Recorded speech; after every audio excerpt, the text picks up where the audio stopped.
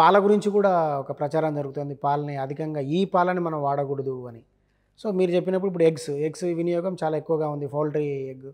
So మనకు chicken సెంటర్లు అన్నీ కూడా మ్యాక్సిమం వైట్ హెన్నే వస్తుంది. సో అంటే వాటి వల్ల నష్టాలు ఏమంటారు?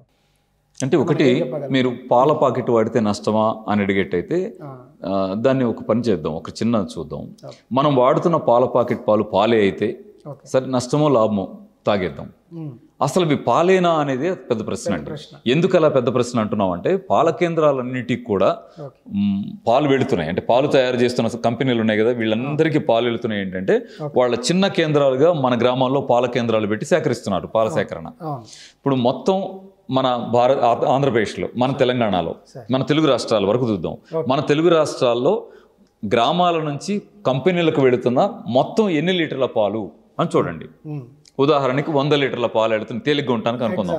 100 లీటర్ల పాలు వెళుతున్నాయి అనుకోండి. మరి పాల కంపెనీల నుంచి బయటకు వస్తున్న పాలు ఎన్ని లీటర్ల పాలండి? 1000 లీటర్ల పాలు. అంటే ఈ 100, 1000 లెక్క నేను ఊరికే ఉదాహరణగా చెప్పాను. నా ఉద్దేశం ఏంటంటే, గ్రామాల్లోంచి బయటకు వెళుతున్న పాలన్నిటికీ లెక్క ఉంది. ప్రతి గ్రామీణ పాల కేంద్రము ఇవాళ ఎన్ని లీటర్ల పాలు పంపానంటే అని లెక్కేస్తుంది. ఈ మొత్తం గ్యాదర్ చేస్తే వచ్చిన పాల లీటర్లన్నీ ఆ ఒక్క రోజులో కేంద్రం నుంచి బయటకు వచ్చే పాలన్నీ చూడండి, డబుల్, త్రిబుల్ ఉన్నాయండి. మరి ఆ పాలు ఎక్కడి నుంచి తెస్తున్నారు? గేదెలకి కావు, ఆవులకి కావు. ఎవరిస్తున్నారు ఆ పాలని? వీళ్ళకి, కంపెనీలకి. అంటే వాళ్ళ పాల కంపెనీ పిల్లర్లు ఇస్తున్నాయి పాలు. ఏమండి, చాలా స్పష్టంగా కెమికల్తో తయారు చేస్తున్నటువంటి పాలే ఇవి. మరి ఆ కంపెనీలను ఎవరు ఏమంటలేదు ఏంటంటే మనకు తెలియదు. ఎందుకంటే ఒక అతిపెద్ద మన తెలుగు ప్రాంతంలో నడిచేటువంటి ఒక కంపెనీ పాల ప్యాకెట్ల వల్ల క్యాన్సర్ వస్తుంది అని చెప్పి కేరళ రాష్ట్ర ప్రభుత్వం నిషేధించడాన్ని మనం చూసాం. కేరళ రాష్ట్రం నిషేధించింది. మన దగ్గర ఇప్పటికి కూడా బ్రహ్మాండంగా నడుస్తూనే ఉన్నాయి. అంటే వాటి జోలికి వెళ్ళడం అవసరం. అది రైట్ ఎంత రాంగ్ ఎంత అనే కంటే కూడా అసలు ఆ పాల ప్యాకెట్, పాలు కానీ పాల ప్యాకెట్ జోలికి మనం ఎందుకంటే వెళ్ళాలి? కాబట్టి పాల ప్యాకెట్ మానేసుకోవడమే ఉత్తమమైన పని. మరి పాలు లేకపోతే ఎట్లా అంటే, పాలు లేకపోతే ఏం బ్రతకలేమా? పాలు లేకపోతే బ్రతకలేమా? ఇంత ఇతర ఆహార పదార్థాలు ఉన్నాయి కదా. ఒకటి కాదు, బాగా అలవాటు అండి, పాలు కావాల్సిందే అనేట్టయితే పాలు ఎందుకు కావాలి అనే ప్రశ్న వస్తుంది. కాల్షియం కావాలంటే పాలు కావాలి కదా అంటారు. పాలలో ఉన్న కాల్షియం కంటే నువ్వుల్లో ఉన్న కాల్షియం 30 రెట్లు ఎక్కువ. శుభ్రంగా నువ్వులు తింటే పాలలో వచ్చేటువంటి కాల్షియం వచ్చినట్టే కదా. తోటకూరలో 100 గ్రాముల తోటకూరలో 300 మిల్లీగ్రాముల కాల్షియం ఉంటుంది. తోటకూర జ్యూస్ చేసుకొని తేనె నిమ్మరసం కలిపి తాగేస్తే కావాల్సినంత కాల్షియం వచ్చేసినట్టే కదా.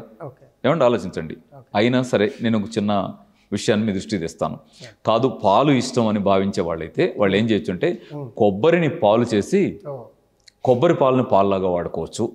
మామూలు పాల కంటే కూడా, గేదె పాల కంటే కూడా పోషక విలువలు కొబ్బరి పాలలో చాలా ఎక్కువ. ఒకటి, పచ్చి కొబ్బరి ద్వారా తీయాలి. అలాగే రెండవది, మనం నువ్వుల నుంచి పాలు తీయగలిగితే అసలు గేదె నుంచి వచ్చే పాలతో పోలిస్తే 20-30 రెట్లు ఎక్కువ పోషక విలువలను చాలా సహజంగా అరిగించుకోగలిగే కెపాసిటీ ఉండే పాలు వస్తాయి. ఉదాహరణకి ఒక 100 గ్రాముల నువ్వులు తేండి, వాటిని శుభ్రంగా నీళ్ళలో పోసి చెత్త లేకుండా కడిగేయండి, తీసి పక్కన పెట్టండి, పెట్టి మంచినీళ్ళు పోసి నీళ్ళలో వేసి నానబెట్టేయండి. ఎంత? ఒక 2.5-3 అవర్స్ నానబెట్టండి. నానబెట్టిన తర్వాత అవన్నీ తీసి మిక్సీలో వేసి కాస్త నీళ్లు పోసి ఇలా అనండి. జ్యూస్ లాగా మారిపోతూ ఉంటాయి కదా. తగినన్ని నీళ్లు పోయండి, తెల్లటి పాలు వచ్చేస్తాయి. మీరు కావాల్సిన నీళ్లు పోసి తగినంత చిక్కగా చేసుకొని వడకట్టి ఆ పిప్పంతా తీసేసి వాటిని పాలలాగా వాడండి. ఎంత వాల్యుబుల్ పాలు వస్తాయి. వాటిని మనం ఏమంటాం, ఆవిరి కుడుము చేస్తా ఉంటాం చూడండి. పెద్ద గిన్నె పెట్టి పాలు ఒక చిన్న గిన్నెలో పోసి ఆ నీళ్లలో ఇవి పెట్టి కింద మంట పెట్టేసి స్లోగా వేడేట్టుగా చేసుకొని తగినంత కాగిన తర్వాత తీసి వాడుకోండి. మీకు వీలైతే దాంట్లో తోడేయండి, పెరుగు కూడా అవుతుంది.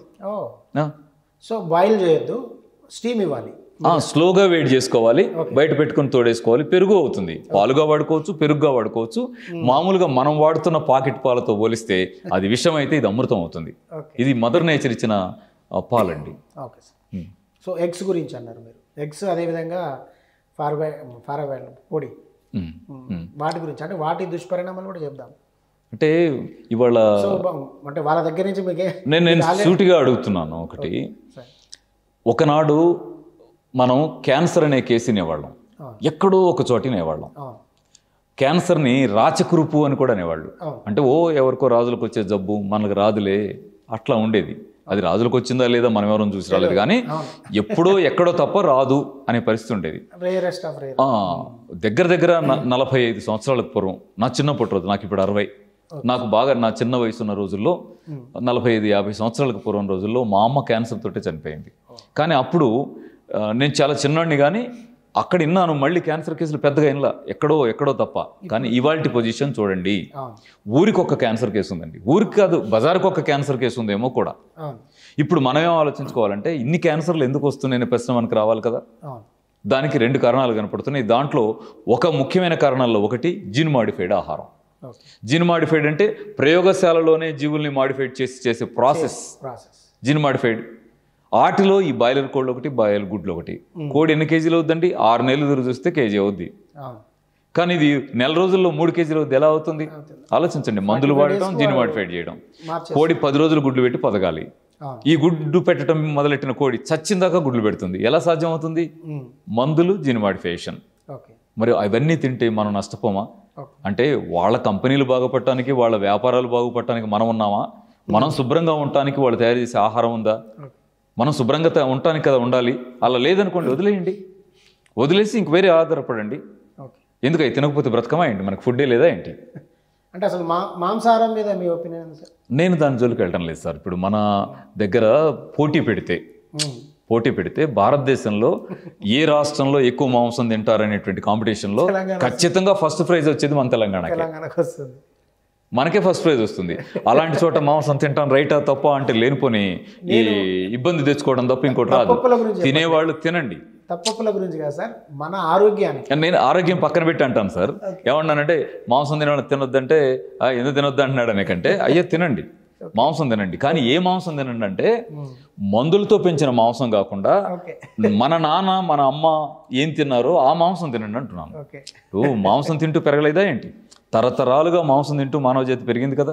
కాబట్టి ఇప్పుడు మాంసం తినటం తప్పు, ఎవరి ఆహారపు అలవాట్లు వాళ్ళే. కాబట్టి మాంసం తినటం తప్పు రైటు దానిలోకి వెళ్ళొద్దు.